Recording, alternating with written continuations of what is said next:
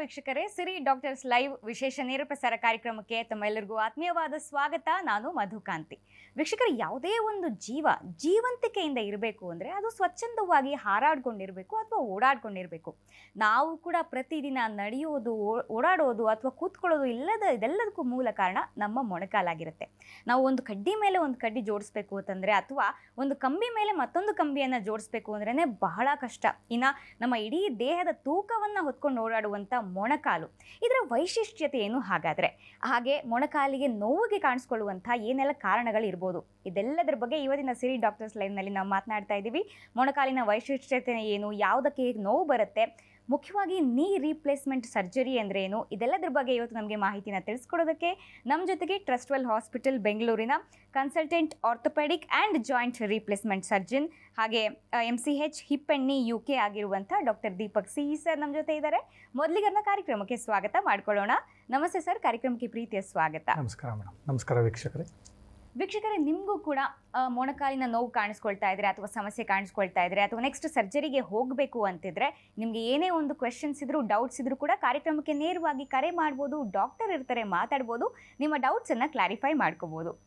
Sir, ಮೊದಲಿಗೆ ಇಷ್ಟೆಲ್ಲ ನಮ್ಮ ದೇಹದ ತೂಕವನ್ನು ಹೊತ್ಕೊಂಡು ಓಡಾಡುವಂಥ ಒಂದು ಮೊಣಕಾಲು, ಇದರ ವೈಶಿಷ್ಟ್ಯತೆಯನ್ನು ನಮಗೆ ತಿಳಿಸ್ಕೊಡಿ ಸರ್. ಮೊಣಕಾಲು ಹೇಗೆ ನಮಗೆ ಇದು ಮೇಜರ್ ಜಾಯಿಂಟ್.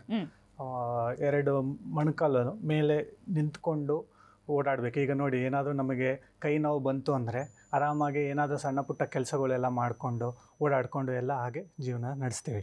ಅದು ಮೊಣಕಾಲು ಅಥವಾ ನೋವು ಬಂತು ಅಂದರೆ ಕುಂತ್ಕೊಂಡು ಹೋಗೋದು ಅಥವಾ ನಡಿಲಿಕ್ಕೆ ಆಗದೇ ಇದ್ದಾಗ ಅವರು ನೋವಿನಿಂದ ಬೆಳ್ತಾರೆ. ಆಮೇಲೆ ಅವಾಗ ಏನಾಗುತ್ತೆ, ಅದು ಇನ್ಕ್ರೀಸ್ ಆಕ್ಕೊತ ಹೋಗಿ ಅವರು ವೆಯ್ಟ್ ಗೇನ್ ಆಗಬಹುದು ಅಥವಾ ಜಾಸ್ತಿ ನಡಿದೇ ಇರಬಹುದು. ಹಾಗಾಗಿ ಅವರು ಬೊಜ್ಜು ಜಾಸ್ತಿ ಹಾಕ್ಕೊತ ಹೋಗಿ ಡಯಾಬಿಟೀಸು, ಬ್ಲಡ್ ಶುಗರು ಅದೆಲ್ಲ ಬರ್ತಾ ಇರ್ಬೋದು. ಸೊ ಹಾಗಾಗಿ ಜಾಯಿಂಟ್ ತುಂಬ ಇಂಪಾರ್ಟೆಂಟು. ನಾವು ಎವಲ್ಯೂಷನ್ ಹಿಂದೆ ಮಾನವ ಹೇಗೆ ಹುಟ್ಟಿದ ಅಂತ ನೋಡಿದ್ರೆ, ಮುಂಚೆ ಎಲ್ಲ ಅನಿಮಲ್ಸು ಅದೆಲ್ಲ 4 ಕಾಲ ಮೇಲೆ ನಿಂತ್ಕೊಂಡು ಓಡಾಡ್ತಾ ಇತ್ತು. ಸೊ ಆವಾಗ ಎಂಟೈರ್ ಬಾಡಿ ವೆಯ್ಟ್, ಶರೀರದ ತೂಕ ಎಲ್ಲ 4 ಕಾಲ ಮೇಲೂ ಡಿಸ್ಟ್ರಿಬ್ಯೂಟ್ ಹಾಕ್ಕೊತ ಹೋಗ್ತಾಯಿತ್ತು. ಇವಾಗ ನಾವು ಎವಾಲ್ವ್ ಆಗಿದ್ದೀವಿ, ಮನುಷ್ಯ 2 ಕಾಲ ಮೇಲೆ ಓಡಾಡ್ತಾ ಇರ್ತಾನೆ. ಸೊ ಹಾಗಾಗಿ ಎಂಟೈರ್ ಬಾಡಿ ವೆಯ್ಟು ಮೊಣಕಾಲ ಮೇಲೆ ಬರುತ್ತೆ. ಒಂದು ಕಾಲು ಹೆಜ್ಜೆ ಇಟ್ಟು ಇನ್ನೊಂದು ಕಾಲು ಮುಂದೆ ಇಟ್ಟಾಗ ಒಂದೇ ಕಾಲ ಮೇಲೆ ವೆಯ್ಟ್ ಬೀಳುತ್ತೆ. ಆಮೇಲೆ ಮೆಟ್ಲು ಹತ್ತಬೇಕಾದ್ರೆ, ಮೆಟ್ಲು ಇಳಿಬೇಕಾದ್ರೆ ಜಾಯಿಂಟ್ ರಿಯಾಕ್ಷನ್ ಫೋರ್ಸ್ ಅಂತ ಹೇಳ್ತೀವಿ. ಅದು 4-5% ಅಷ್ಟು, 4ರಷ್ಟು ಬಾಡಿ ವೆಯ್ಟ್ ಹೆಚ್ಚಿರುತ್ತೆ. ಸೊ ಜಾಯಿಂಟ್ ಮೇಲೆ ಪ್ರೆಷರು ಇನ್ನೂ ಜಾಸ್ತಿ ಇರುತ್ತೆ. ಸೊ ಇದು ನೀ ಜಾಯಿಂಟ್ ಅನ್ನೋದು ಒಂದು ವಿಶಿಷ್ಟ ಜಾಯಿಂಟ್. ನಮ್ಮ ಹತ್ರ ಮಾಡೆಲ್ ಇದೆ, ಅದನ್ನು ಎಕ್ಸ್ಪ್ಲೇನ್ ಮಾಡ್ಕೊತ ನಾನು ಹೇಳ್ಬೋದು. ಸೊ ಮೊಣಕಾಲು ಅಂದರೆ ಏನೆಲ್ಲ ಇರುತ್ತೆ ಅನ್ನೋದನ್ನ ನಮ್ಗೆ ಇವಾಗ ತಿಳಿಸ್ಕೊಡ್ತಾ ಇದ್ದೀರಾ. ಓಕೆ, ಇದು ನೀ ಜಾಯಿಂಟು ನೀವು ನೋಡ್ತಾ ಇರ್ಬೋದು ಸೈಡಿಂದ. ಇದು ಮೇಲಿಂದ ಮೂಳೆ, ಡಿಸ್ಟಲ್ ಫೀಮರ್ ಅಂತ ಹೇಳ್ತೀವಿ. ಕೆಳಗಿನ ಮೂಳೆ ಪ್ರಾಕ್ಸಿಮಲ್ ಟಿಬಿಯಾ. ಇದು ಪಟೇಲ ಅಂದರೆ ನೀ ಕ್ಯಾಪ್, ಮಂಡಿ ಚಿಪ್ಪು ಅಂತ ಹೇಳ್ತೀವಿ. ಸೊ ಈ 3 ಸೇರಿ ಮೊಣಕಾಲಾಗುತ್ತೆ. ಇಲ್ಲಿ ಅಟ್ಯಾಚ್ಮೆಂಟ್ಸ್ ನೋಡ್ಬೋದು ನೀವು. ಇಲ್ಲಿ ಕ್ವಾಡ್ರಿಸೆಪ್ಸ್ ಟೆಂಡನ್ ಬರುತ್ತೆ, ಇಲ್ಲಿ ಪಟೇಲ ಟೆಂಡನ್, ಇದೆಲ್ಲ ಮಸಲ್ಸ್ ಅಟ್ಯಾಚ್ ಆಗಿರುತ್ತೆ. ಹೀಗೆ ಫ್ರೀ ಮೂಮೆಂಟ್ ಆಗ್ತಾ ಇರುತ್ತೆ. ಸೈಡಲ್ಲಿ ಲಿಗಮೆಂಟ್ಸ್ ಇರುತ್ತೆ, ಸೆಂಟರಲ್ಲೂ ಲಿಗಮೆಂಟ್ಸ್ ಇರುತ್ತೆ. ಅದು ನಮಗೆ ಸ್ಟೆಬಿಲಿಟಿ ಕೊಡುತ್ತೆ. ಈಗ ಸ್ಪೋರ್ಟ್ಸ್ ಆಡೋರು ಇದೆಲ್ಲ ಲಿಗಮೆಂಟ್ ಸ್ಪ್ರೇನ್ ಆಗಿರುತ್ತೆ ಅಥವಾ ಲಿಗಮೆಂಟ್ ಕಟ್ ಆಗಿರುತ್ತೆ ಅಂತ ಕೇಳಿರ್ತೀವಲ್ಲ. ಸೊ ಇದು ಭಾಳ ಕ್ರೂಷಿಯಲ್ ಮೊಣಕಾಲಲ್ಲಿ. ಆಮೇಲೆ ಕೆಳಗಡೆ ಚಂದ್ರಾಕೃತಿ ಅಂತ ಹೇಳ್ತೀವಿ, ಇಂಗ್ಲೀಷ್ನಲ್ಲಿ ಮೆನಿಸ್ಕಸ್ ಅಂತ. 2 ಕಡೆ ಇರುತ್ತೆ, ಒಳಭಾಗದಲ್ಲಿ ಮತ್ತು ಹೊರಭಾಗದಲ್ಲಿ. ಇದು ಕುಷನಿಂಗ್ ಸಬ್ಸ್ಟೆನ್ಸು. ಕುಷನ್ ಹೇಗೆ ನಮಗೆ ಸ್ಪೈನಲ್ಲಿ ಡಿಸ್ಕ್ ಅಂತ ಹೇಳ್ತೀವಿ, ಅದು ಎತ್ತಾಕಿದಾಗ ಕುಷನ್ ಕೊಡುತ್ತೆ, ಆ ಥರ ಇದು ಜಾಯಿಂಟ್ ಮಧ್ಯದಲ್ಲಿ ಕುಷನ್ ಕೊಡುವಂಥದ್ದು ಸಬ್ಸ್ಟೆನ್ಸು. ಪ್ಲಸ್ ಸೈನೋವಿಯಲ್ ಫ್ಲೂಯಿಡ್ ಅಂತ ಹೇಳ್ತೀವಿ. ಅದು ಒಂಥರ ಲೂಬ್ರಿಕೇಟಿಂಗ್ ಮೆಟೀರಿಯಲ್ ಇರುತ್ತೆ. ಅದು ಥಿಕ್ ವಿಸ್ಕಸ್ ಆಗಿರುತ್ತೆ. ಅದು fluid material. And most importantly ಇದು ಎಂಡ್ ಆಫ್ ದ ಬೋನು. ಈಗ ನೋಡ್ಬೋದು ನೀವು, ಸ್ಮೂತಾಗೇ ಇರುತ್ತೆ, ಗ್ಲಿಸನಿಂಗ್ ಸ್ಟ್ರಕ್ಚರ್ ಇದು. ಅದು ಕಾರ್ಟಿಲೇಜ್ ಅಂತ ಹೇಳ್ತೀವಿ ನಾವು. ಅದು ಮೃದು ಎಲುಬು, ಕನ್ನಡದಲ್ಲಿ ಮೃದು ಎಲುಬು ಅಂತ. ಅದು ಇಲ್ಲೂ ಇರುತ್ತೆ ಮತ್ತು ಪ್ಲಸ್ ಟಿಬಿಯಾ ಕೆಳಭಾಗದಲ್ಲೂ ಇರುತ್ತೆ. ಸೊ ಇದೆಲ್ಲ ಸೇರಿ ಮೊಣಕಾಲು, ನೀ ಜಾಯಿಂಟ್ ಅಂತ ಹೇಳ್ತೀವಿ. ಓಕೆ, ಇಷ್ಟೆಲ್ಲ ಇದೆ ನಮ್ಮ ಮೊಣಕಾಲಲ್ಲಿ. ನಾವು ಬರೀ ಏನು ಮಂಡಿಗೆ ಅಂತ ಅನ್ಕೊಂಡ್ಬಿಟ್ಟಿರ್ತೀವಿ. ಸೊ ಇಷ್ಟೆಲ್ಲ ಈ ಒಂದು ಮೊಣಕಾಲಿನ ಜಾಯಿಂಟ್ ಅಲ್ಲಿ ಇರುತ್ತೆ, ನೀ ಜಾಯಿಂಟ್ ಅಲ್ಲಿ.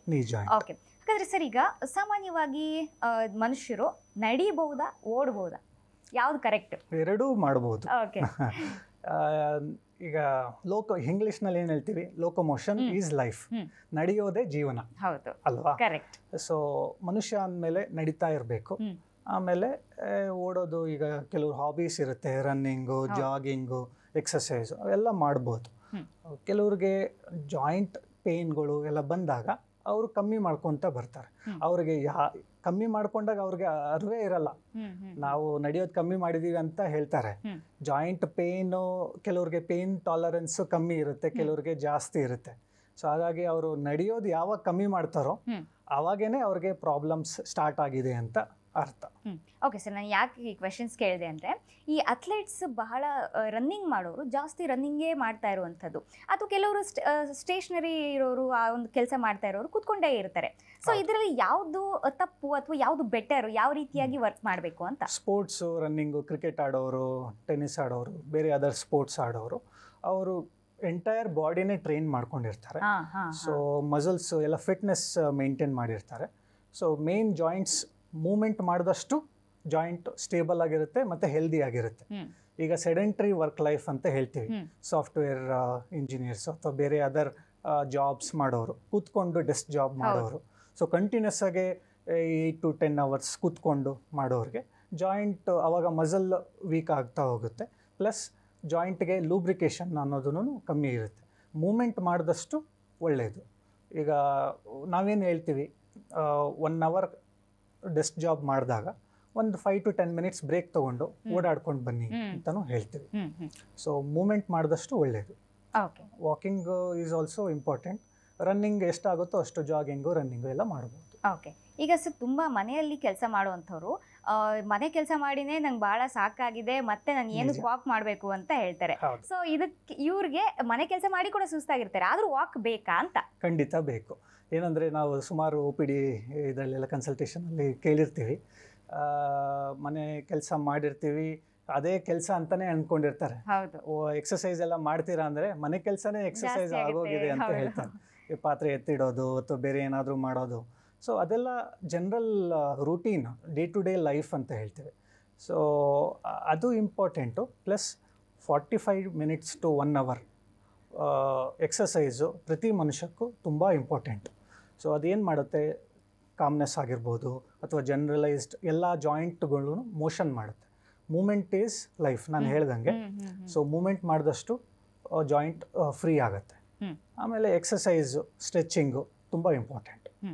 ಓಕೆ ಸರ್, ಈಗ ಈ ಒಂದು ಎಕ್ಸಸೈಸನ್ನು ಈಗ ಸ್ಟಾರ್ಟ್ ಮಾಡ್ತಾರೆ ಅಂತ ಇಟ್ಕೊಳ್ಳೋಣ, ಯಾವ ರೀತಿ ಹಂತ ಹಂತವಾಗಿ ಮಾಡಬೇಕು? ಯಾಕಂದರೆ ಒಂದೇ ದಿನ ಈ ಟ್ರೆಕ್ಕಿಂಗ್ ಹೋಗೋರು ಇರ್ತಾರೆ, ತುಂಬ ದಿನ ಓಡಾಡಿರೋದಿಲ್ಲ, ಇದೆಲ್ಲ ಓಕೆನಾ? ಯಾವ ರೀತಿಯಾಗಿ ಸ್ಟಾರ್ಟ್ ಮಾಡಬೇಕು ಅಂತ? ಅದೇ ನೀವು ಹೇಳ್ದಂಗೆ ಟ್ರೆಕ್ಕಿಂಗು ಈಗ ಏನೋ ಒಂದು ಎಕ್ಸಸೈಸು, ಕೆಲವರು ನೋಡಿದ್ದೀವಿ ನಾವು, ಸ್ಪೋರ್ಟ್ಸ್ ಹೊಸದಾಗಿ ಜಾಯಿನ್ ಆಗಬೇಕು, ನಾವು ವೆಯ್ಟ್ ಲಾಸ್ ಮಾಡಬೇಕು ಅಂತ ಹೇಳಿಬಿಟ್ಟು ಒಂದು ಹೊಸದಾಗಿ ಸ್ಪೋರ್ಟ್ಸು, ಬ್ಯಾಡ್ಮಿಂಟನ್ ಆಡೋದು ಅಥವಾ ಟ್ರೆಕ್ಕಿಂಗ್ ಹೋಗೋದು, ಅದು ಮಾಡಬೇಕಾದ್ರೆ ಫಸ್ಟ್ ಮುಂಚೆ ಅವರು ಫೋಕಸ್ ಆಗಿ ಸ್ಟ್ರೆಚಿಂಗ್ ಅನ್ನೋದು ತುಂಬ ಇಂಪಾರ್ಟೆಂಟ್.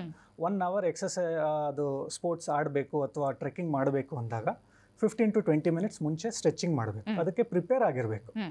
ಈಗ ನೋಡಿರ್ತೀವಿ ನಾವು, ಬ್ಯಾಡ್ಮಿಂಟನ್ ದಪ್ಪ ಇದ್ದವರು ಬ್ಯಾಡ್ಮಿಂಟನ್ ಹೋಗಿ ಬೊಜ್ಜು ಕರಗಿಸ್ಬೇಕು ಅಂತ ಅಂದ್ಕೊಂಡು ಸ್ಮ್ಯಾಶ್ ಮಾಡಿದಾಗೆಲ್ಲ ಟೆಂಡನ್ ರಪ್ಚರ್ ಆಗಿ ಅಡ್ಮಿಟ್ಟು ಆಗಿರೋರು ಇದ್ದಾರೆ. ಸೊ ಹಾಗಾಗಿ ಎಕ್ಸಸೈಸು ಇಂಪಾರ್ಟೆಂಟು. ಅದಕ್ಕೆ pre exercise stretching is also very important. Okay sir, ಈಗ ಸ್ಕೂಲಲ್ಲಿ ಮಕ್ಕಳಿಗೂ ಇದೇ ಪೊಸಿಷನ್ ಇರುತ್ತೆ, ಅಥವಾ ಸಾಕಷ್ಟು ಪ್ರೊಫೆಷನಲ್ಸ್ಗೂ ಇದೇ ಒಂದು ಪೊಸಿಷನಲ್ಲಿ ಕೂತಿರ್ತಾರೆ. ಸೊ ಇದು ಆರೋಗ್ಯಕ್ಕೆ, ಮೊಣಕಾಲಿನ ಆರೋಗ್ಯಕ್ಕೆ ಒಳ್ಳೇದಾ ಅಂತ? ಇದು ಪ್ರಶ್ನೆಗೆ ನೀವು ಆನ್ಸರ್ ಮಾಡೋಕ್ಕೆ ಮುಂಚೆ ಒಂದು ಕಾಲ್ ಇದು ತೊಗೊಂಡ್ಬಿಡೋಣ.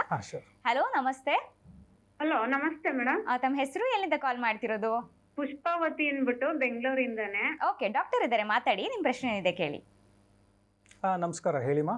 ಹಲೋ, ನಮಸ್ತೆ ಸರ್.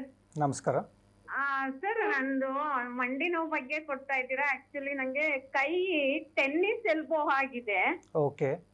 ಅದು ನಾನು ಎಕ್ಸರ್ಸೈಸ್ ಮಾಡ್ಬೇಕಾದ್ರೆ ಪೇನ್ ಬಂತು, ಬಟ್ ಅದು ಸುಮಾರು 2 months ನೆಗ್ಲೆಕ್ಟ್ ಮಾಡಿದೆ. ಅದು ನೆಗ್ಲೆಕ್ಟ್ ಮಾಡಿದ್ಮೇಲೆ ಟೆಸ್ಟ್ ಮಾಡಿಸ್ದಾಗ ಹೇಳಿದ್ರು ಟೆನ್ನಿಸ್ ಎಲ್ಬೋ ಅಂತ ಹೇಳಿದ್ರು.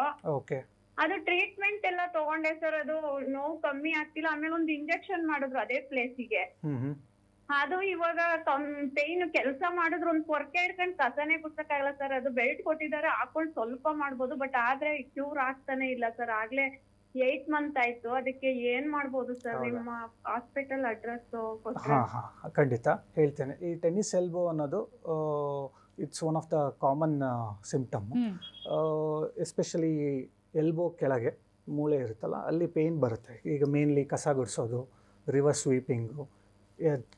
ಟೆನ್ನಿಸ್ ಎಲ್ಬೋ ಅಂತ ಬಂದಿರೋದು ಟೆನ್ನಿಸ್ ಆಡೋ ಪ್ಲೇಯರ್ಸ್ ಅಂತ ಇನಿಷಿಯಲಿ ಬಂದಿರೋದು. ಬಟ್ ಕ್ರಿಕೆಟ್ ಆಡ್ಬೋದು ಅಥವಾ ಬೇರೆ ಎನಿ ಸ್ಪೋರ್ಟಿಂಗ್ ಆ್ಯಕ್ಟಿವಿಟಿ ಅಥವಾ ಮನೆ ಕೆಲಸ ಮಾಡಿದವ್ರಿಗೆ ಇದು ಟೆನ್ನಿಸ್ ಎಲ್ಬೋ ಅಥವಾ ಗಾಲ್ಫರ್ಸ್ ಎಲ್ಬೋ ಅಂತ ಆಗಬಹುದು. ಸೊ ಅದಕ್ಕೆ ಇನಿಷಿಯಲಿ ಫಸ್ಟ್ ನಾವು ಟ್ರೀಟ್ಮೆಂಟ್ ಕೊಡೋದು ಐಸ್ ಪ್ಯಾಕು, ದೆನ್ ಸ್ವಲ್ಪ pain medications, pain relief medications, ಆಮೇಲೆ ಒಂದು ಬ್ಯಾಂಡ್, ಎಲ್ಬೋಯಿಂದ ಕೆಳಗಡೆ ಬ್ಯಾಂಡ್ ಹಾಕೊಳ್ಳಿಕ್ಕೆ ಅವ್ರಿಗೂ ಕೊಟ್ಟಿದ್ದಾರೆ ಅಂತ ಹೇಳಿದ್ದಾರೆ.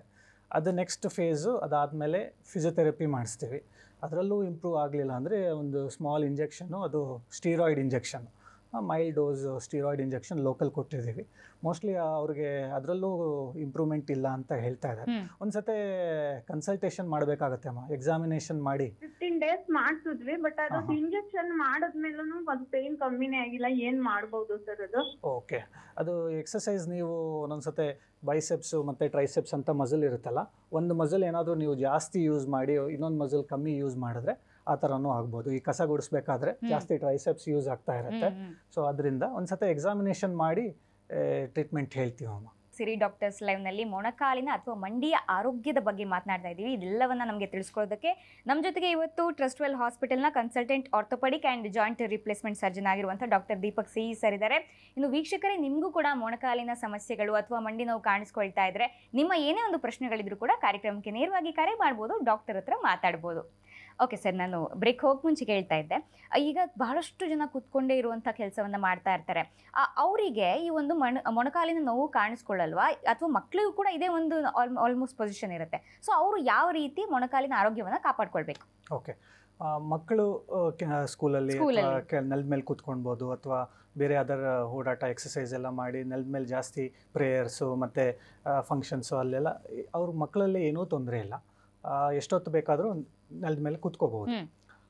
ಒಂದೊಂದು ಏಜ್ ನೋಡಿದ್ರೆ, ಈಗ ವಯಸ್ಸಾಗಿರೋರಲ್ಲಿ ಒಂದು 60-70 ವರ್ಷ ಇದ್ದವರು ನೆಲದ ಮೇಲೆ ಎಷ್ಟೊತ್ತು ಕೂತ್ಕೋಬೇಕು ಅಂತ ಕೇಳ್ತಾರೆ. ಪೂಜೆ ಮಾಡಬೇಕಾದ್ರೆ ನೆಲದ ಮೇಲೆ ಕೂತ್ಕೊಳ್ಳಿಕ್ಕೆ ಕಷ್ಟ ಆಗ್ತಾ ಇದೆ ಅಂತ ಹೇಳಿದಾಗ, ಕಷ್ಟ ಆಗಿದಾಗ ಅವಾಯ್ಡ್ ಮಾಡಿ. ಎಷ್ಟು ಆಗ್ತಾ ಇಲ್ಲ ಅಂದಾಗ ನೀವು ನೆಲದ ಮೇಲೆ ಕೂತ್ಕೊಳ್ಳೋದು ಅವಶ್ಯಕತೆ ಇಲ್ಲ. ಚೇರು, ಕುರ್ಚಿ, ಸೋಫಾ, ಮೊಣಕಾಲು ಇರೋದು ಮಡ್ಚಕ್ಕೆ ಸೀದಾ ಮಾಡೋಕ್ಕೆ.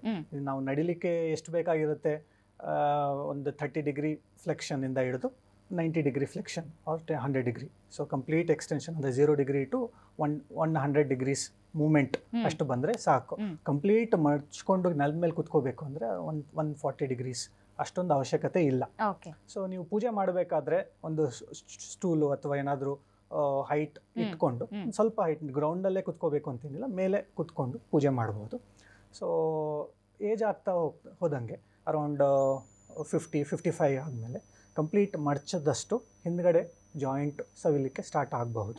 ಸೊ ಹಾಗಾಗಿ ಯಾರಿಗೆ ನೀ ಪೇನ್ ಸ್ಟಾರ್ಟ್ ಆಗಿದೆ ಅಂತ ಹೇಳ್ತೀವಿ ಅವರಿಗೆ ಆದಷ್ಟು ಅವಾಯ್ಡ್ ಮಾಡಿ ಅಂತ ಹೇಳ್ತೀವಿ.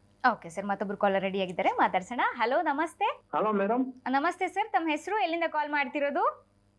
ಮೇಡಮ್ ರಾಮಚಂದ್ರ ಅಂದ್ಬಿಟ್ಟು ಮಲ್ಲತ್ತಳ್ಳಿಯಿಂದ. ಓಕೆ, ಡಾಕ್ಟರ್ ಇದ್ದಾರೆ, ಮಾತಾಡಿ ಸರ್, ಏನ್ ಪ್ರಶ್ನೆ ಕೇಳಿ. ನಮಸ್ಕಾರ, ಹೇಳಿ ಸರ್. ನಮಸ್ತೆ. ನಮಸ್ಕಾರ ಸರ್. ಸರ್, ಈಚೆಗೆ ನನಗೆ 15 days ಇಂದ ಈ ಮಂಡಿ ನೋವು ಬರ್ತಾ ಇದೆ ಸರ್. ಓಕೆ, ಎಷ್ಟು ವಯಸ್ಸು ಸರ್ ನಿಮ್ದು? 72 ವರ್ಷ ಸರ್. ಓಕೆ ಓಕೆ, ಎರಡೂ ಕಾಲು ನೋವು ಇದೆಯಾ ಅಥವಾ ಒಂದೇ ಸರ್? ಒಂದೇ ಸರ್.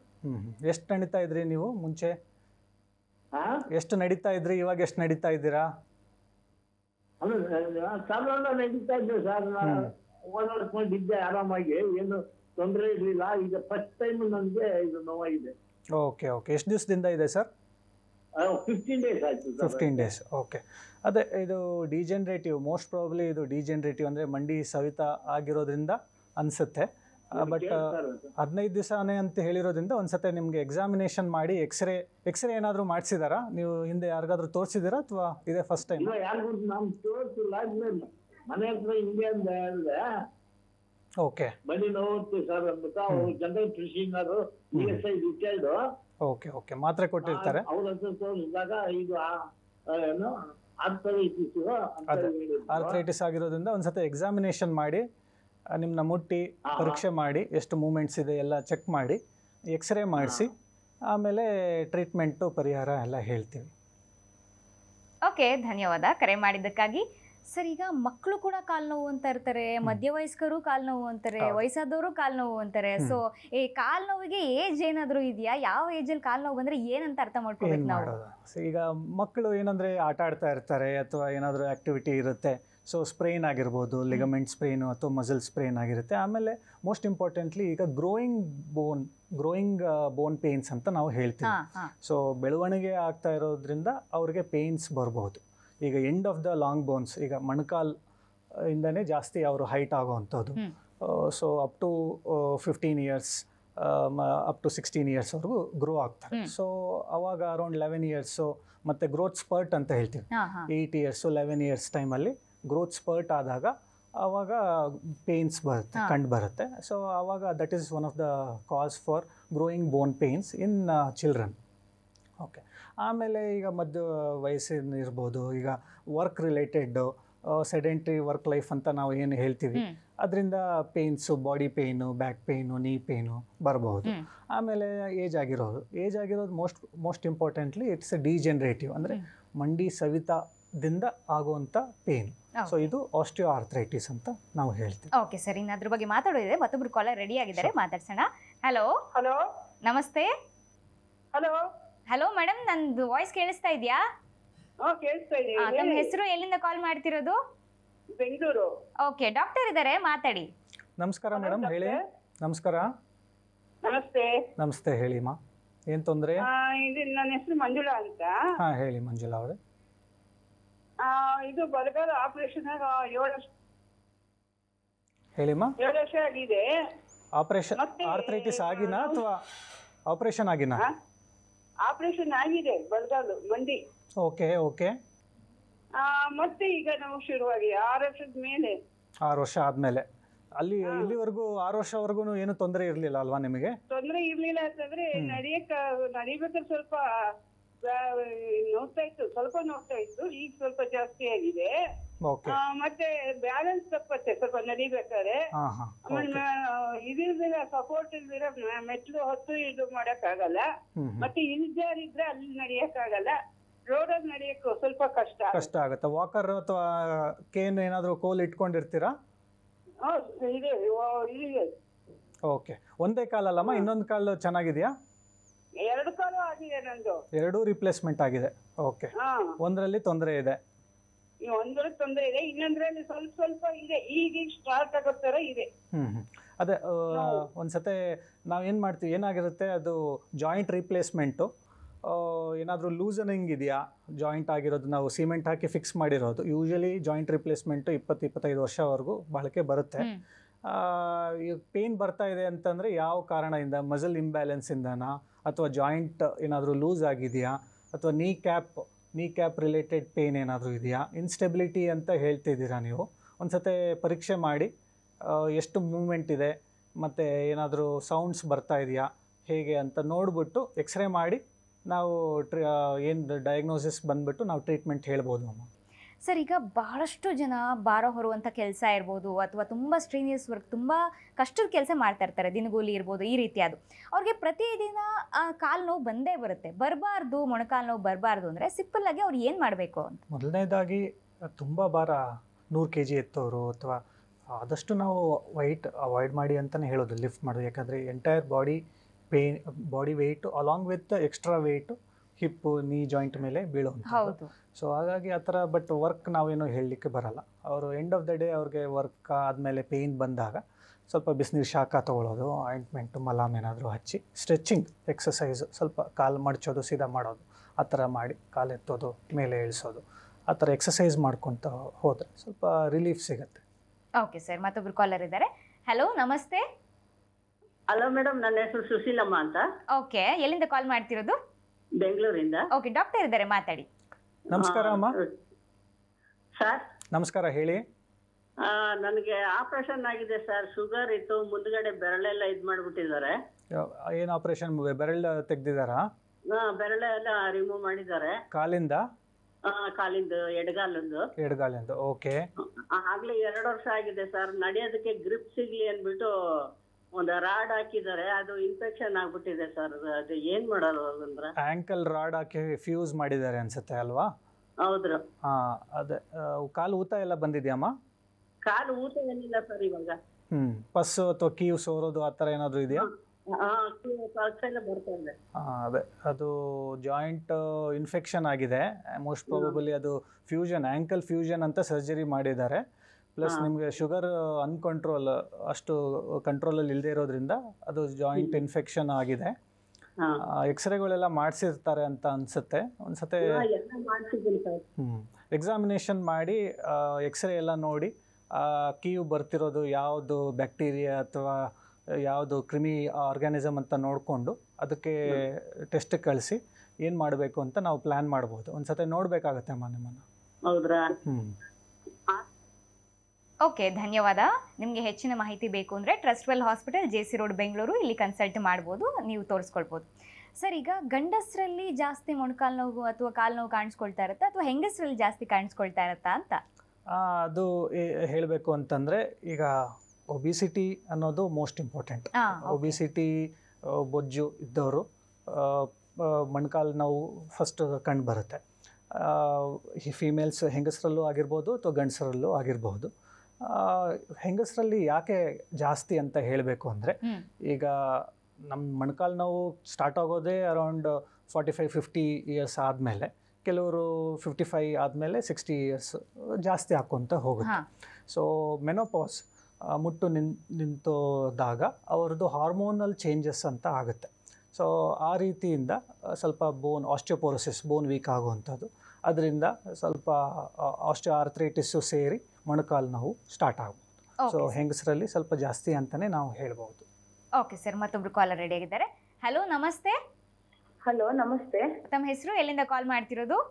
ನಾವು ಮೈಸೂರಿಂದ ಉಷಾ ಅಂತ. ಓಕೆ, ಡಾಕ್ಟರ್ ಇದ್ದಾರೆ, ಮಾತಾಡಿ, ಏನು ಪ್ರಶ್ನೆ ಇದೆ ಕೇಳಿ. ನಮಸ್ಕಾರಮ್ಮ, ಹೇಳಿಮ್ಮ. ನಮಸ್ಕಾರ ಸರ್. ನಮಸ್ತೆ ಸರ್, ಇದು ನನಗೆ ಒಂದು ಮಂಡಿ ನೋವು ಬಂದಿದೆ. ಎಷ್ಟು ಏಜ್ ಅಮ್ಮ ನಿಮ್ಮದು? ನಂದು 40 ವರ್ಷ. Okay okay. ಎರಡೂ ಕಾಲು ನೋವು ಇದೆಯಾ ಅಥವಾ ಒಂದೇ ಮಂಡಿನ? ಇವಾಗ ಒಂದ್ ಮಂಡಿ ಇತ್ತು, ಒಂದ್ ಮಂಡಿ ಬಂದು 10 ವರ್ಷ ಆಗಿತ್ತು. ಅದು ಮೆಡಿಸಿನ್ ಕೊಟ್ಟು ಕಡಿಮೆ ಆಗ್ಬಿಟ್ಟಿತ್ತು. ಈಗ ಮತ್ತೆ 1 ವರ್ಷದಿಂದ ಬಂತು, ಆಯುರ್ವೇದಿಕ್ ಮೆಡಿಸಿನ್ ತಕೊಂಡೆ, ಕಡಿಮೆ ಆಯ್ತು. ಮನೇಲೆ ಇರ್ತೀರಾ ಅಥವಾ ಏನಾದ್ರು ಕೆಲಸ ಮಾಡ್ತೀರಮ್ಮ? ಏನಿಲ್ಲ ಸರ್, ಮನೇಲೇ ಇರ್ತೀನಿ. ನಡಿಲಿಕ್ಕೆ ಏನಾದ್ರು ಕಷ್ಟ ಆಗ್ತಿದೆಯಾ? ಈಗ ಈ ಮಂಡಿ ನೋವು ಬಂದಿದೆ. ನಡಿಲಿಕ್ಕೆ ಕಷ್ಟ ಆಗ್ತಾ ಇದೆ? ನಡಿಲಿಕ್ಕೆ ಆಯುರ್ವೇದಿಕ್ ಮೆಡಿಸಿನ್ ತಗೊಳಕ್ಕೆ ಮುಂಚೆ ಕಷ್ಟ ಇದ್ದಿತ್ತು, ಈಗ ನಡಿಬಹುದು. ಮಾಮೂಲಿ ಡಾಕ್ಟರ್ ಹತ್ರ ತೋರಿಸಿದಾಗ ಇದೇ ತರ ಆಗ್ಬಿಟ್ರೆ ಆಪರೇಷನ್ ಲೆವೆಲ್ ಹೊಟ್ಟೋಗುತ್ತೆ ಅಂತ ಹೇಳಿದ್ರು. ನೀವು ಹೇಳೋದು ನೋಡಿದ್ರೆ ಇದು ಯೂಶಲಿ 40 ವರ್ಷಕ್ಕೆ ಆರ್ಥ್ರೈಟಿಸ್ ಅಂತ ಕಂಡು ಬರಲ್ಲ. ನಿಮ್ಗೆ ಬೇರೆ ಅದರ್ ಜಾಯಿಂಟ್ ಪೇನ್ಸ್ ಏನಾದರೂ ಇದೆಯಮ್ಮ? ಜಾಯಿಂಟ್ ಪೇನ್ಸ್ ಏನಿಲ್ಲ ಸರ್, ಆದ್ರೆ ಮಂಡಿ ಸೌದಿದೆ ಅಂತಾನೆ ಹೇಳಿದ್ದವರು. ಹೌದಾ? ಒಂದ್ಸತಿ ಎಕ್ಸಾಮಿನೇಷನ್ ಮಾಡಬೇಕಾಗತ್ತೆ. ಕೆಲವ್ರಿಗೆ ಒಂದ್ಸತಿ ಬಂದು ನಾವು ನಿಮ್ಮನ್ನ ನೋಡಿ ಎಕ್ಸ್ರೇ ಎಲ್ಲ ಚೆಕ್ ಮಾಡಿ ಹೇಳಬೇಕಾಗತ್ತೆ. ಯಾಕಂದರೆ ಕೆಲವ್ರಿಗೆ ಅಲೈನ್ಮೆಂಟ್ ಇಶ್ಯೂಸ್ ಇರುತ್ತೆ. 35 to 45 ಇಯರ್ಸ್ಗೆ ಪೇಯ್ನ್ ಬಂದಿದೆ ಅಂತಂದರೆ ಕೆಲವ್ರಿಗೆ ಕಾಲು ಸ್ಟ್ರೈಟ್ ಇರಲ್ಲ, ಕೆಲವು ಸ್ವಲ್ಪ ಡೊಂಕ ಇರುತ್ತೆ. ಸೊ ಆ ಅಲೈನ್ಮೆಂಟ್ ಇಶ್ಯೂಸಿಂದ ಮಂಡಿ ನೋವು ಬಂದು ಆಮೇಲೆ ಆರ್ಥ್ರೈಟಿಸು, ಅರ್ಲಿ ಆರ್ಥ್ರೈಟಿಸ್, ಬೇಗ ಆರ್ಥ್ರೈಟಿಸು ಕಂಡು ಬರ್ಬೋದು. ಇಲ್ಲ ಅಂತಂದರೆ ಕೆಲವ್ರಿಗೆ ರುಮಟಾಯ್ಡ್ ಆರ್ಥ್ರೈಟಿಸ್ ಇದ್ದವ್ರಿಗೆ ಪೇಯ್ನ್ಸು ಜಾಸ್ತಿ ಹಾಕ್ಕೊತ ಹೋಗುತ್ತೆ. ಸೊ ಒಂದು ಸತಿ ರಕ್ತ ಪರೀಕ್ಷೆ, ಎಕ್ಸ್ರೇಸು ಎಲ್ಲ ನೋಡಿ ನಿಮ್ಮನ್ನು ಪರೀಕ್ಷೆ ಮಾಡಿ ಏನು ಡಯಾಗ್ನೋಸಿಸ್ ಅಂತ ಹೇಳಿ ಅದಕ್ಕೆ ಟ್ರೀಟ್ಮೆಂಟು ಕೊಡ್ಬೋದಮ್ಮ. ಓಕೆ ಸರ್, ಈಗ ಬಹಳಷ್ಟು ಜನಕ್ಕೆ ಮಂಡಿ ನೋವು ಕಾಣಿಸ್ಕೊಳ್ತಾ ಇರುತ್ತೆ ಅಥವಾ ಮೊಣಕಾಲಿನ ನೋವು ಕಾಣಿಸ್ಕೊಳ್ತಾ ಇರುತ್ತೆ. ಯಾಕೆ ಅಂತ ಗೊತ್ತಿರೋದಿಲ್ಲ. ಯಾವೆಲ್ಲ ಕಾರಣಕ್ಕೆ ಈ ಒಂದು ಮೊಣಕಾಲಿನ ನೋವು, ಮಂಡಿ ನೋವು ಕಾಣಿಸ್ಕೊಳ್ಬೋದು? ಮೊಣಕಾಲು ನೋವು ಹಲವಾರು ಕಾರಣಗಳಿದ್ದಾವೆ. ಸ್ಪ್ರೇನ್ ಆಗಿರ್ಬೋದು, ಬಿದ್ದು ಏಟಾಗಿ ಫ್ರ್ಯಾಕ್ಚರ್ ಆಗಿರ್ಬೋದು. ಫ್ರ್ಯಾಕ್ಚರ್ ಆದಮೇಲೆ ಪೋಸ್ಟ್ ಟ್ರೊಮ್ಯಾಟಿಕ್ ಆರ್ಥ್ರೈಟಿಸ್, ಅಂದರೆ ಫ್ರ್ಯಾಕ್ಚರ್ ಆಗಿ ಟ್ರೀಟ್ಮೆಂಟ್ ತೊಗೊಂಡು ಪ್ಲಾಸ್ಟರಿಂದನೋ ಅಥವಾ ಆಪ್ರೇಷನಿಂದನೋ ಟ್ರೀಟ್ಮೆಂಟ್ ತೊಗೊಂಡಾದಮೇಲೆ ಆಫ್ಟರ್ ಹಲವಾರು ವರ್ಷ ಆದಮೇಲೆ arthritis, early arthritis, post traumatic arthritis ಅಂತಲೂ ಹೇಳ್ಬೋದು. ಇಲ್ಲ ಗೌಟ್, ಅಂದರೆ ಬಾಡಿಯಲ್ಲಿ ಯೂರಿಕ್ ಆ್ಯಸಿಡ್ ಅಂಶ ಜಾಸ್ತಿ ಹೆಚ್ಚಾದಾಗ ಅದು ಪೇಯ್ನ್ ಬರ್ಬೋದು, ಸ್ವೆಲ್ಲಿಂಗು ಬರ್ಬೋದು. ಸೊ ಇದು ಮೊಣಕಾಲು ಪೇಯ್ನು ಅಥವಾ ಆ್ಯಂಕಲ್ ಪೇಯ್ನು ಕಂಡುಬರುತ್ತೆ. ಆಮೇಲೆ ಇನ್ನೊಂದು ಆರ್ಥ್ರೈಟಿಸ್ ಬಂದಾಗ ಡಿಜೆನ್ರೇಟಿವ್ ಆರ್ಥ್ರೈಟಿಸ್, ಅಂದರೆ ಆಸ್ಟಿಯೋ ಆರ್ಥ್ರೈಟಿಸ್, ವಯಸ್ಸಾಗಿರೋರಲ್ಲಿ ಬರುವಂಥದ್ದು ಜಾಯಿಂಟ್ ಸವಕಳಿ ಆದಮೇಲೆ ಬರುವಂಥದ್ದು ಆರ್ಥ್ರೈಟಿಸು. ಇನ್ನೊಂದು ಅಂಶ ಸ್ವಲ್ಪ ಯಂಗಲ್ಲೇ ಕಂಡು ಬರುತ್ತೆ, ದಟ್ ಈಸ್ ರುಮಟಾಯ್ಡ್ ಆರ್ಥ್ರೈಟಿಸ್. ಹಲವಾರು ಜಾಯಿಂಟ್ ಪೇಯ್ನ್ಗಳು, ಜಾಯಿಂಟ್ ಸ್ವೆಲ್ಲಿಂಗ್ಗಳು, ಅದರಿಂದ ಆರ್ಥ್ರೈಟಿಸ್ ಬರೋದು. ಇದು ಒನ್ ಆಫ್ ದ ಇದೆಲ್ಲ ಮೋಸ್ಟ್ ಕಾಮನ್ ಕಾಸಸ್ ಆಫ್ ನೀ ಪೇಯ್ನ್ ಅಂತ ಹೇಳ್ತೀವಿ. ಓಕೆ ಸರ್, ಮತ್ತೊಬ್ರು ಕಾಲರ್ ಇದ್ದಾರೆ, ಮಾತಾಡ್ಸೋಣ. ಹಲೋ, ನಮಸ್ತೆ. ಹಲೋ ನಮಸ್ತೆ. ಹಲೋ ಹಲೋ ಮೇಡಮ್, ನಿಮ್ಮ ಹೆಸರು, ಎಲ್ಲಿಂದ ಕಾಲ್ ಮಾಡ್ತಿರೋದು? ನಮ್ಮ ಹೆಸರು ರಾಧಮ್ಮ ಅಂತ, ನಾವು ದೊಡ್ಡಬಳ್ಳಾಪುರದಿಂದ. ಓಕೆ, ಡಾಕ್ಟರ್ ಇದ್ದಾರೆ, ಮಾತಾಡಿ. ನಮಸ್ಕಾರ ಅಮ್ಮ, ಹೇಳಿ. ನಮಸ್ಕಾರ ಸರ್. ನಮಸ್ಕಾರಮ್ಮ, ಹೇಳಿಮ್ಮ, ಏನು ಪ್ರಶ್ನೆ? ಮೊಣಕಾಲು ನೋವು, ಸೊಟ್ಟ ನೋವು ಜಾಸ್ತಿ ಇದೆ. ಎಷ್ಟಮ್ಮ ನಿಮ್ಮ ವಯಸ್ಸು? ವಯಸ್ಸು 66 ಇದೆ ಸರ್. ಓಕೆ, ಮೊಣಕಾಲು ನೋವು ಫಸ್ಟ್ ಬಂತಾ, ಬ್ಯಾಕ್ ಪೇನ್ ಅಥವಾ ಬೆನ್ನು ನೋವು ಫಸ್ಟ್ ಬಂತಾ? ಬೆನ್ನು ನೋವು ಮೊನ್ನೆ ಜಾಸ್ತಿ ಹಿಡ್ಕೊಂಡ್ಬಿಟ್ಟಿತ್ತು, ಎದ್ದು ನಿಲ್ಲಕ್ ಆಗ್ತಾ ಇರ್ಲಿಲ್ಲ, ಆ ತರ ಆಗೋಗಿತ್ತು. ಬೆನ್ನು ನೋವಿಂದ, ಸೊಂಟದಿಂದ ಕಾಲ್ ಜೋಮ್ ಎಲ್ಲ ಬರುತ್ತಾ? ಕಾಲ್ ಜೋಮ್ ಬರೋದು ಬೆನ್ನಿಂದ, ಕಾಲ್ ಜೋಮ್ ಎಳ್ತಾ ಎಲ್ಲ ಇದೆಯಾ? ಆಮೇಲೆ ನಾಲ್ಗೆ ಜೋಮ್ ಬರ್ತೈತೆ, ನಾಲ್ಗೆ ಕೈ ಜೋಮ್ ಬರ್ತೈತೆ. ಓಕೆ, ನೆಲದ ಮೇಲೆ ಕುತ್ಕೊಳ್ಳಕ್ಕೆ ಎಲ್ಲ ಕಷ್ಟ ಆಗ್ತಾ ಇದೆಯಾ? ಕುತ್ಕೊಂಡ್ರೆ ಎದ್ದೇಳಕ್ ಕಷ್ಟ, ಎದ್ರೆ ಕುತ್ಕೊಳಕ್ ಕಷ್ಟ. ಮೇಲೆ ಕುತ್ಕೊಂಡು ಕೆಲಸ ಮಾಡಕ್ ಆಗಲ್ಲ, ಮನೆ ಕೆಲಸ ಮಾಡೋದು ನಾವು. ಓಕೆ ಓಕೆ, ಅದೇಮ್ಮ, ಈಗ ಹೆಂಗೆ ಅಂತಂದರೆ ಏಜ್ ಆದಮೇಲೆ ಸ್ವಲ್ಪ ಜಾಯಿಂಟ್ ಪೇಯ್ನ್ಗಳು ಎಲ್ಲ, ಬೆನ್ನು ಸ್ಟಾರ್ಟ್ ಆಗಿದೆ ನಿಮ್ಮದೇ, ಬೆನ್ನೋವು ಮತ್ತು ಮೊಣಕಾಲು ನೋವು ಸ್ಟಾರ್ಟ್ ಆಗಿದೆ ಅಂದರೆ ಆರ್ಥ್ರೈಟಿಸ್ ಅಂತ ಅಂಶ ಸ್ವಲ್ಪ ಕಂಡು ಬಂದಿರುತ್ತೆ. ಎಕ್ಸ್ರೇಗಳು ಏನಾದರೂ ಮಾಡಿಸಿದ್ದೀರಾ? ಎಕ್ಸ್ರೇ ಮಾಡಿಸಿದ್ದೀರಾ ಅಮ್ಮ? ಎಕ್ಸ್ರೇ ಮಾಡ್ತಿದ್ದೆ ಸರ್, ಮೊನ್ನೆ ಮಾಡಿಸ್ದೆ. ಓಕೆ ಓಕೆ, ಬೆನ್ನು ಹಿಡ್ಕೊಂಡಿತ್ತಲ್ಲ ಅವಾಗ ಮಾಡಿಸ್ದೆ. ಬೆನ್ನೇನೋ ಮೂಳೆ ಒಂದ್ ಸ್ವಲ್ಪ ಜಾಸ್ತಿ ತಂದ್ಬಿಟ್ಟೈತಿ ಅಂದ್ರು, ಅಷ್ಟೇನೆ. ಅದೇ ಅದು ನೋಡ್ಬೇಕಮ್ಮ, ಬೆನ್ನಿನ ಮೂಳೆ ಜಾಸ್ತಿ ಸೌದಿದೆಯಾ, ಮೊಣಕಾಲು ಮೂಳೆ ಜಾಸ್ತಿ ಸೌದಿದೆಯಾ, ನಿಮ್ದು ಯಾವುದು ಸಿಂಪ್ಟಮ್ಸ್ ಜಾಸ್ತಿ ಇದೆ ಅಂತ ಒಂದ್ಸತೆ ಎಕ್ಸಾಮಿನೇಷನ್ ಮಾಡಿ, ಅಂದರೆ ನಿಮ್ಮನ್ನ ಮುಟ್ಟಿ ಪರೀಕ್ಷೆ ಮಾಡಿ, ಆಮೇಲೆ ಯಾವುದು ಏನು ಕಂಡು ಬಂದಿದೆ ಅಂತ ನೋಡ್ಬಿಟ್ಟು ಅದಕ್ಕೆ ಪರಿಹಾರ ಟ್ರೀಟ್ಮೆಂಟ್ ಹೇಳಿಬಹುದು. ಅದೇ ಇಲ್ಲೇ ನಮ್ಮೂರಲ್ಲೇ ದೊಡ್ಡಬಳ್ಳಾಪುರ ಕಾಂತಿ ಕಿರಣ್ ಅಂತ ಇದ್ದಾರೆ ಸರ್. ಓಕೆ ಅಮ್ಮ. ಓಕೆ, ಧನ್ಯವಾದ ಕರೆ ಮಾಡಿದ್ದಕ್ಕಾಗಿ. ನಿಮಗೆ ಹೆಚ್ಚಿನ ಮಾಹಿತಿ ಬೇಕು ಅಂದರೆ ಟ್ರಸ್ಟ್ವೆಲ್ ಹಾಸ್ಪಿಟಲ್ಗೆ ವಿಸಿಟ್ ಮಾಡ್ಬೋದು. ಆರ್ಥೋಪೆಡಿಕ್ ಸರ್ಜನ್ಸ್ ಇರ್ತಾರೆ, ನಿಮಗೆ ಏನು ಮಾಹಿತಿ ಬೇಕು ತಿಳಿಸ್ಕೊಡ್ತಾರೆ. ಓಕೆ ಸರ್, ಈಗ ನಮ್ಮ ಕಾಲರ್ ಕೇಳಿದ ಹಾಗೆ ಈ ಬಹಳಷ್ಟು ನಾವು ಕೇಳಿದ್ದೀವಿ ಮಂಡಿ ಸವಿಯುವಂಥದ್ದು ಅಥವಾ ಮೂಳೆ ಸವಿಯುವಂಥದ್ದು ಯಾವ ಕಾರಣಕ್ಕಾಗತ್ತೆ ಅಂತ, ಅಥವಾ ಏನಕ್ಕಾಗಬಹುದು? ಮಂಡಿ ಸವಿತ ಆಗುವಂಥದ್ದು ಈಗ ಹೇಗೆ ನಮಗೆ ಇದು ಎಂಡ್ ಆಫ್ ದ ಬೋನ್, ಅದು ನಾವು ಮೃದು ಎಲುಬು ಅಂತ ನಾವು ಏನು ಹೇಳಿದ್ದೀನಿ, ಅದು ಕಾರ್ಟಿಲೇಜ್ ಅಂತ. ಅದು ಸವಿತ ಯಾಕೆ ಸ್ಟಾರ್ಟ್ ಆಗುತ್ತೆ ಅನ್ನೋದು ಒಂದೊಂದು ಜೆನೆಟಿಕ್ ಫ್ಯಾಕ್ಟರ್ಸ್ ಆಗಿರ್ಬೋದು, ಅಥವಾ ರುಮಟಾಯ್ಡ್ ಆರ್ಥ್ರೈಟಿಸ್ ಹೇಳಿದಂಗೆ ಒಟ್ಟು ಅಲ್ಲಿ ಸಮ್ ಇನ್ಫ್ಲಮೇಷನ್ ಫ್ಲೂಯಿಡ್ ಇರುತ್ತೆ. ಆಮೇಲೆ ಸೈನೋವಿಯಲ್ ಫ್ಲೂಯಿಡ್ ಕಮ್ಮಿ ಆಗಿ ಅದರೊಳಗಡೆ ಪ್ರೋಸ್ಟಾಗ್ಲ್ಯಾಂಡಿನ್, ಸೈಟೋಕೈನ್ಸ್ ಅಂತ ಇರುತ್ತೆ, ಅದು ಅಂಶ ಹೆಚ್ಚಾಗಿ ಅದು ಸವಿಕೆ ಸ್ಟಾರ್ಟ್ ಆಗ್ಬೋದು. ಎಂಡ್ ಆಫ್ ದ ಬೋನ್ ಏನಿರುತ್ತೆ ಅದು ಕಾರ್ಟಿಲೇಜು, ಅದಕ್ಕೆ ರಕ್ತ ಸಂಚಾರ ಇರಲ್ಲ. ಅದು ಜಾಯಿಂಟಲ್ಲಿ ನಾನು ಸೈನೋವಿಯಲ್ ಫ್ಲೂಯಿಡ್ ನ್ಯೂಟ್ರಿಷನ್ ಕೊಡುತ್ತೆ, ಅದು ಕೆಲವು ಏಜ್ ಆಗ್ತಾ ಇದ್ದಂಗೆ ಅದು ಕಮ್ಮಿ ಆಕ್ಕೊತ ಹೋಗುತ್ತೆ, ಅದರದ್ದು ಫಂಕ್ಷನ್ನು ಕಮ್ಮಿ ಆಗುತ್ತೆ. ಹಾಗಾಗಿ ರಕ್ತ ಸಂಚಾರ ಇಲ್ಲದೆ ಇರೋ ಕಾರ್ಟಿಲೇಜಿಗೆ ನ್ಯೂಟ್ರಿಷನ್ ಕಮ್ಮಿ ಆಗಿ ಅದು ವೇರ್ ಆ್ಯಂಡ್ ಟೇರ್ ಸ್ಟಾರ್ಟ್ ಆಗುತ್ತೆ. ವೇರ್ ಆ್ಯಂಡ್ ಟೇರ್ ಅಂದ್ರೇ ಆರ್ಥ್ರೈಟಿಸ್ ಅಂತ, ಮಂಡಿ ಸವಿತೆ.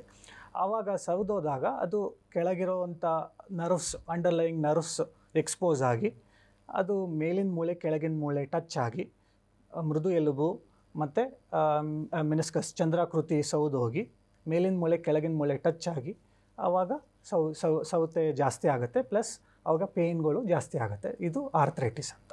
ಓಕೆ ಸರ್, ಹಾಗಾದರೆ ಈಗ ತುಂಬ ಜನ ಈ ಒಂದು ಮೊಣಕಾಲು ನೋವು ಬಂದರೆ ಅಥವಾ ಡಾಕ್ಟರ್ ಹತ್ರ ತೋರಿಸ್ಕೊಂಡ್ರು ಕೂಡ ಏನು ಮಾಡ್ತಾ ಇರ್ತಾರೆ, ಇಲ್ಲ ಸ್ಪ್ರೇ ಹಚ್ಕೊಂಡಿರ್ತಾರೆ ಅಥವಾ ಮುಲಾಮ್ ಹಚ್ಕೊಂಡಿರ್ತಾರೆ, ಅದೇ ರೀತಿ ಸುಮ್ಮನಾಗ್ತಾ ಇರ್ತಾರೆ.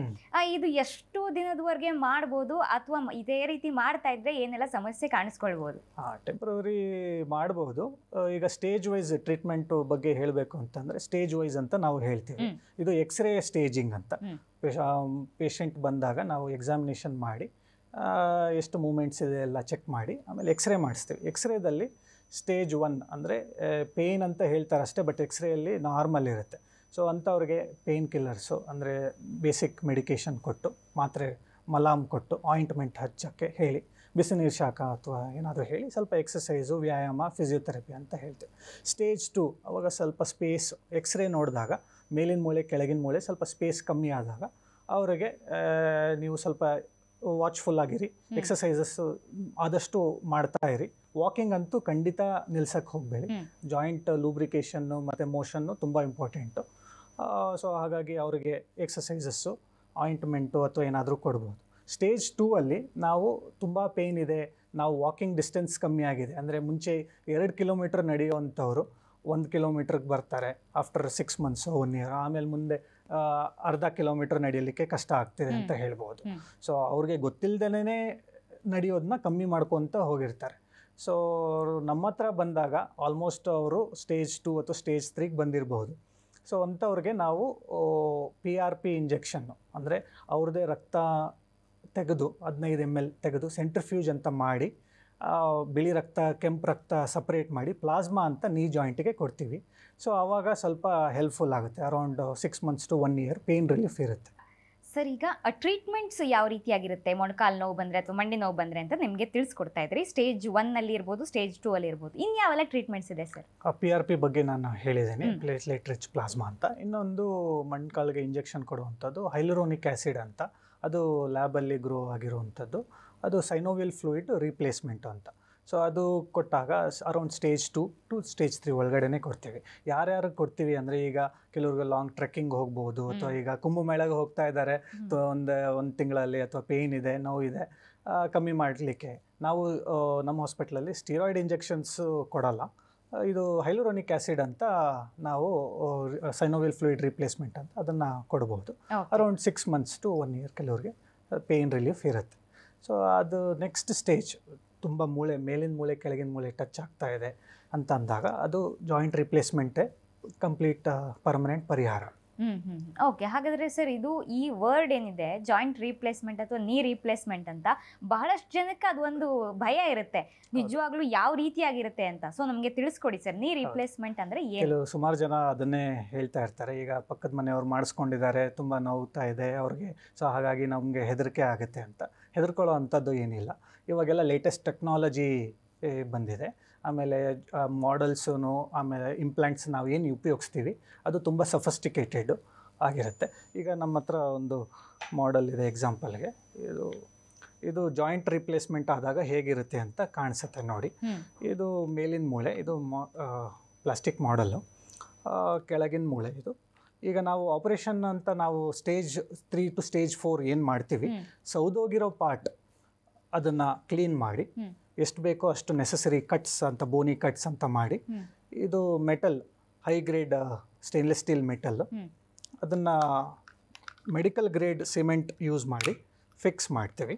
ಆಮೇಲೆ ಕೆಳಗಿನ ಮೂಳೆನೂ ಅಷ್ಟೇ ಸೌದೋಗಿರೋ ಪಾರ್ಟ್ ಎಲ್ಲ ಕ್ಲೀನ್ ಮಾಡಿ, ಆಮೇಲೆ ಇದು ಮೆಟಲ್ನ ಹಾಕಿ ಸಿಮೆಂಟ್ ಹಾಕಿಬಿಟ್ಟು ಮೆಟಲ್ನ ಫಿಕ್ಸ್ ಮಾಡಿ, ಎರಡೂ ಮೆಟಲ್ ಫ್ರಿಕ್ಷನ್ ಆಗಬಾರ್ದು ಅಂತ ಹೈ ಗ್ರೇಡ್ ಪ್ಲಾಸ್ಟಿಕ್ ಮೆಟೀರಿಯಲ್ನ ಹಾಕಿ ಫಿಕ್ಸ್ ಮಾಡಿ ಈ ಥರ ಮೂಮೆಂಟ್ ಆಗೋ ಥರ ಮಾಡ್ತೀವಿ.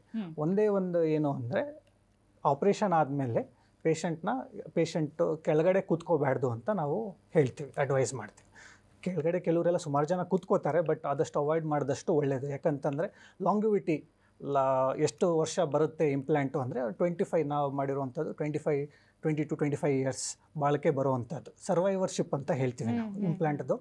ಅದು ಬಾಳಿಕೆ ಬರುವಂಥದ್ದು. ನೀವು ನೆಲದ ಮೇಲೆ ಕೂತ್ಕೊಂಡು ಚಕಮಾಲ್ ಮಾಡ್ಕೊಂಡು ಕೂತ್ಕೊಂಡ್ರೆ ಅದು ಹಿಂದ್ಗಡೆ ಸವಿಲಿಕ್ಕೆ ಸ್ಟಾರ್ಟ್ ಆಗಿ ಆದಷ್ಟು ಬೇಗನೆ ಸೌದು ಮತ್ತು ಇನ್ನೊಂದು ಸತಿ ರಿವಿಷನ್ ಸರ್ಜರಿ ಬೇಕಾಗ್ಬೋದು ಅಂತ ಅವಾಯ್ಡ್ ಮಾಡಬೇಕು ಅಂತ ಹೇಳಿ ನಾವು ಜಾಯಿಂಟ್ ರಿಪ್ಲೇಸ್ಮೆಂಟ್ ಮಾಡಿದಾಗ ಆದಷ್ಟು ನೀವು ನೆಲದ ಮೇಲೆ ಕೂತ್ಕೊಳ್ಳೋಕೆ ಹೋಗಬೇಡಿ. ಚೇರು, ಸೋಫಾ ಮತ್ತು ಸ್ಟೂಲ್ ಮೇಲೆ ಕೂತ್ಕೊಂಡು ಜೀವನ ನಡೆಸ್ಬೋದು. ಓಡಾಡಿಕೊಂಡು ಎಕ್ಸಸೈಸ್ ಎಲ್ಲ ಮಾಡ್ಕೊಂಡು ಇರ್ಬೋದು. ಓಕೆ, ನಾನು ಇದೇ ಕ್ವೆಶ್ಚನ್ ಕೇಳಕ್ಕೆ ಬಂದೆ. ಇವಾಗ ನೀ ರೀಪ್ಲೇಸ್ಮೆಂಟ್ ಸರ್ಜರಿ ಆದ ನಂತರ ಮಾಮೂಲಿಯವರು ವಾಪಸ್ ಲೈಫ್ ಸ್ಟೈಲ್ಗೆ ಮರಳಬಹುದಾ ಅಂತ? ಖಂಡಿತ. ನಾರ್ಮಲ್ ವಾಕಿಂಗು, ಈಗ ಮುಂಚೆ ಕೋಲ್ ಇಟ್ಕೊಂಡು ವಾಕ್ ಮಾಡ್ತಿದ್ದಾರೆ ಅಥವಾ ವಾಕರ್ ಇಟ್ಕೊಂಡು ವಾಕ್ ಮಾಡ್ತಾ ಇದ್ದಾರೆ, ಜಾಸ್ತಿ ಹೊತ್ತು ವಾಕ್ ಮಾಡೋಕ್ಕೆ ಆಗ್ತಾ ಇಲ್ಲ ಅಂತವರು ಆಪ್ರೇಷನ್ ಆದಮೇಲೆ ಜಾಯಿಂಟ್ ರಿಪ್ಲೇಸ್ಮೆಂಟ್ ಸರ್ಜರಿ, ಮೊಣಕಾಲು ಸರ್ಜರಿ ಆದಮೇಲೆ ಫಸ್ಟು 1 or 2 months ಸ್ವಲ್ಪ ಪೇಯ್ನ್ ಇರ್ತೀವಿ. ಆ ಪೇಯ್ನು ಆರ್ಥ್ರೈಟಿಸ್ ಇರೋವಂಥ ಪೇಯ್ನ್ ಹೊಟ್ಟೋಗುತ್ತೆ. ಸರ್ಜರಿ ರಿಲೇಟೆಡ್ ಸರ್ಜರಿ ಅಂದರೆ ಓಪನ್ ಮಾಡಿ ಮಾಂಸಖಂಡಗಳನ್ನ ಹಿಂದೆ ಸಪ್ರೇಟ್ ಸೈಡ್ ಮಾಡಿ ದೆನ್ ಬೋನ್ ಕಟ್ಸ್ ಮಾಡಿ ಇದು ಆಪ್ರೇಷನ್ ಮಾಡಾದಮೇಲೆ ಸರ್ಜಿಕಲ್ ಪೇಯ್ನು 1 to 2 months ಇರುತ್ತೆ. ಓವರ್ 85% ಆಫ್ ಪೇಯ್ನ್ಸ್ ಎಲ್ಲ 2 monthsಲ್ಲಿ ಕಮ್ಮಿ ಹಾಕೊಂತ ಹೋಗುತ್ತೆ. ಎಕ್ಸಸೈಸ್ ಮಾಡಬೇಕು. ಮೋಸ್ಟ್ ಇಂಪಾರ್ಟೆಂಟ್ಲಿ ಫಿಸಿಯೋಥೆರಪಿ ನಾವು ಏನು ಹೇಳ್ಕೊಡ್ತೀವಿ ಎಕ್ಸಸೈಸಸ್ಸು ಮಾಡಿಕೊಂಡು ಜಾಯಿಂಟ್ ಸುತ್ತಮುತ್ತಲು ಮಸಲ್ಸ್ನ ಸ್ಟ್ರೆಂತ್ ಮಾಡಿಕೊಂಡ್ರೆ ಅವ್ರಿಗೆ ನೀ ಪೇಯ್ನು ಇರೋದಿಲ್ಲ. ಇನಿಷಿಯಲಿ ವಾಕರ್ ಇಟ್ಕೊಂಡಿರ್ತಾರೆ 1 ವಾರ, ದೆನ್ ಆಮೇಲೆ ಸಿಂಗಲ್ ಕೋಲ್ ಇಟ್ಕೊಂಡು ವಾಕ್ ಮಾಡ್ತಾರೆ. ಆಮೇಲೆ ವಿತೌಟ್ ಎನಿ ಹೆಲ್ಪ್ ಅವರು ಇಂಡಿಪೆಂಡೆಂಟಾಗಿ ಜೀವನ ನಡೆಸ್ಬೋದು. ಓಕೆ ಸರ್, ಹಾಗಾದರೆ ಈ ಒಂದು ನೀ ರಿಪ್ಲೇಸ್ಮೆಂಟ್ ಸರ್ಜರಿಗೆ ಪ್ರತ್ಯೇಕವಾಗಿ ಏನಾದರೂ ಆಹಾರ ಕ್ರಮ ಅನ್ನುವಂಥದ್ದು ಅಥವಾ ಸಪ್ರೇಟಾಗಿ ಇದೇ ರೀತಿಯಾಗಿ ಓಡಾಡಬೇಕು ಆ ರೀತಿ ಅಂಥದ್ದು ಏನಾದ್ರು ಇದೆಯಾ? ಆ್ಯಸ್ ಸಚ್ ನಮ್ಮ ಜಾಯಿಂಟ್ ರಿಪ್ಲೇಸ್ಮೆಂಟು ಅಥವಾ ಆರ್ಥ್ರೈಟಿಸ್ ಅವ್ರಿಗೆ ಪಥ್ಯ ಅಥವಾ ಆ ಥರ ಏನೂ ಇಲ್ಲ. Main thing is obesity. ನಾನು ಮುಂಚೆನೇ ಹೇಳ್ದಂಗೆ ಬೊಜ್ಜು ಕರಗಿಸ್ಕೊಳ್ಳೋವಂಥದ್ದು, ಹೆಲ್ದಿ ಲೈಫ್ ಸ್ಟೈಲ್ ಲೀಡ್ ಮಾಡೋವಂಥದ್ದು. ಈಗ ತುಂಬ ವೆಯ್ಟ್ ಇದ್ದಾರೆ, 100 kg ಮೇಲೆ ಇದ್ದವರು, ಆದಷ್ಟು ನೀವು ವೆಯ್ಟ್ ರಿಡಕ್ಷನ್ ಮಾಡಿಕೊಂಡು ಎಷ್ಟು ಮಾಡ್ಕೊತೀರೋ ಅಷ್ಟು ಒಳ್ಳೆಯದು. ಸೊ ಅವ್ರಿಗೆ ನಾವೇನು ಹೇಳ್ತೀವಿ, ಇಂಟರ್ಮಿಟೆಂಟ್ ಫಾಸ್ಟಿಂಗ್, ಬೆಳಿಗ್ಗೆ ಬ್ರೇಕ್ಫಾಸ್ಟ್ ಮಾಡಿ ಸಾಯಂಕಾಲ ಬೇಗ ಅರ್ಲಿ ಡಿನ್ನರ್ ಮಾಡಿಬಿಟ್ರೆ ಇಂಟರ್ಮಿಟೆಂಟ್ ಫಾಸ್ಟಿಂಗಲ್ಲಿ they will be happy and good nutrition, fruits, vegetables, ತರಕಾರಿ ಎಲ್ಲ ತಿಂದ್ಕೊಂಡು ಇರ್ಬೋದು. ಓಕೆ ಸರ್, ಇವತ್ತಿನ ಕಾರ್ಯಕ್ರಮದಲ್ಲಿ ಬಂದು ನೀ ಅಂದರೆ ಯಾವ ರೀತಿ ಆಗಿರುತ್ತೆ, ಮೊಣಕಾಲಿನ ವೈಶಿಷ್ಟ್ಯತೆ ಏನು, ಅದಕ್ಕೆ ಯಾವೆಲ್ಲ ಸಮಸ್ಯೆಗಳು ಬಂದರೆ ಯಾವ ರೀತಿ ಟ್ರೀಟ್ಮೆಂಟ್ಗಳನ್ನು ಪಡ್ಕೊಳ್ಬೇಕು ಹಂತವಾಗಿ ಇವೆಲ್ಲವನ್ನು ತಿಳಿಸ್ಕೊಟ್ರಿ ಸರ್. ಇವತ್ತಿನ ಕಾರ್ಯಕ್ರಮಕ್ಕೆ ಬಂದಿದ್ದಕ್ಕೆ ಧನ್ಯವಾದ ಸರ್. ಧನ್ಯವಾದಗಳು, ನಮಸ್ಕಾರ. ಇನ್ನು ವೀಕ್ಷಕರೇ, ನಿಮಗೂ ಕೂಡ ಮೊಣಕಾಲಿನ ಸಮಸ್ಯೆಗಳು ಏನಾದರೂ ಇದ್ದರೆ ಅಥವಾ ಮಂಡಿ ನೋವಿನ ಸಮಸ್ಯೆ ಇದ್ದರೆ ನೀವು ಕೂಡ Trustwell hospital, JC road, Bengaluru ಇಲ್ಲಿಗೆ ಭೇಟಿ ಕೊಡ್ಬೋದು. ಇವತ್ತು ಕೂಡ ಮೊಣಕಾಲಿನ ಸಮಸ್ಯೆ ಬಗ್ಗೆ ಸಾಕಷ್ಟು ಮಾಹಿತಿಯನ್ನು ಟ್ರಸ್ಟ್ವೆಲ್ ಹಾಸ್ಪಿಟಲ್ನ consultant orthopaedic and joint replacement surgeon ಆಗಿರುವಂಥ ಡಾಕ್ಟರ್ ದೀಪಕ್ ಸಿ ಸರ್ ನಮ್ಮ ಜೊತೆ ಇದ್ದರು. ಸಾಕಷ್ಟು ಮಾಹಿತಿನ ಕೊಟ್ಟಿದ್ದಾರೆ. ನಿಮಗೂ ಹೆಚ್ಚಿನ ಮಾಹಿತಿ ಬೇಕು ಅಂದರೆ ಟ್ರಸ್ಟ್ವೆಲ್ ಹಾಸ್ಪಿಟಲ್ಗೆ ಕನ್ಸಲ್ಟ್ ಮಾಡ್ಬೋದು ಅಂತ ಹೇಳ್ತಾ ಇವತ್ತಿನ ಸಿರಿ ಡಾಕ್ಟರ್ಸ್ ಲೈವ್ನ ಮುಗಿಸ್ತಾ ಇದ್ದೀವಿ. ಮತ್ತೆ ಮುಂದಿನ ಸಂಚಿಕೆಯಲ್ಲಿ ಭೇಟಿ ಆಗ್ತೀವಿ. ನಮಸ್ಕಾರ.